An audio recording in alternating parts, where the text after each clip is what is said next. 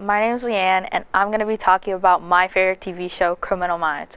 It's an FBI-related TV show featuring the BAU, the Behavior Analysis Unit of the FBI. They track down human behavior to find out who the unsub is. There's 15 seasons. I'm currently on season 5, and what happens usually in an episode is the unsub commits a crime and the BAU is flown in to try to catch them, which they usually do.